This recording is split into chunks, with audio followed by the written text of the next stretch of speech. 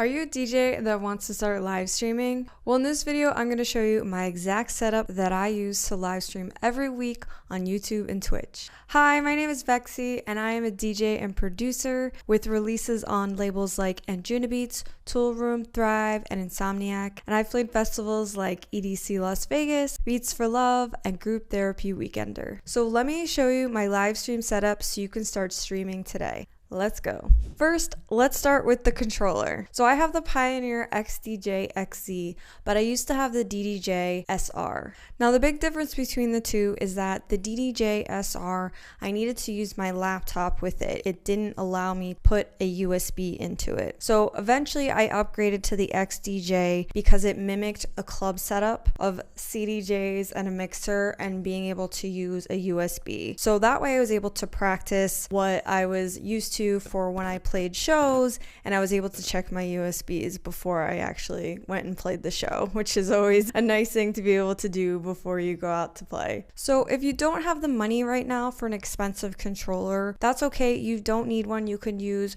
whatever controller works for your budget. So besides the controller, you'll also want to use a microphone if you want to be able to talk to your viewers while you're streaming. Now this one is an Amazon Basics that I just got off of Amazon for about $35. You'll need a what's called dynamic microphone, which is more for performance-based mics. It is more durable versus the one that I'm talking through right now, which is a condenser microphone, which is more for like recording purposes. It's a bit better quality than the dynamic microphone. But for the live streaming, I just use this dynamic microphone and it does the job just perfect. So now we'll need to get the audio out of the controller and into a laptop. And for this, we'll need an audio interface. So I have the PreSonus audio box, which just has two inputs on it that you can use for either XLR or TRS, so a microphone or like guitar or something like that. It's very budget friendly at around $100. It's just the audio interface that I had before I even started streaming, so it was just one that I decided to use for this purpose.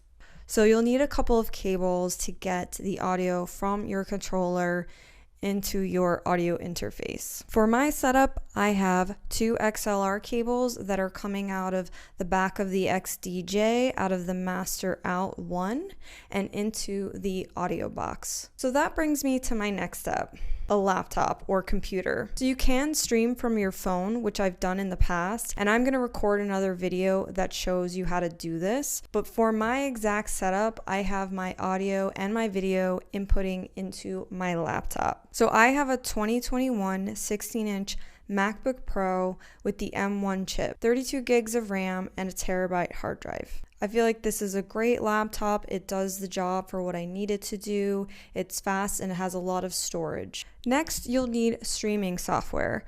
I use OBS. It's free and easy to use, and I will go into another video on how I set up my stream on OBS, but basically you just need to add your audio input and your video input into OBS, and then you can start streaming. Which brings me to video. I'm using the Canon M50 Mark II, just using the stock lens that it comes with. It's a nice quality camera that's pretty budget friendly, and it's great for streaming, for vlogging. So if you're going to be creating a lot of video, it's really good for that. And in order to get the video into my laptop, I need to use a capture card, and I use the Elgato Camlink capture card in order to get high quality video into my laptop. For your camera, you'll also want to have a continuous power supply, rather than just using the battery that the camera normally comes with, because then you'll risk running out of battery power in the middle of a stream, and you don't want your stream to just turn off because you ran out of battery. So you'll need to search for a dummy battery using whatever camera that you use, and you can just search for this on Amazon. This one that I got for my camera is about $20, so it's very inexpensive, and it just ensures that my video does not turn off in the middle of my stream. So you'll also need a good lighting source for your live stream. I am using this newer ring light,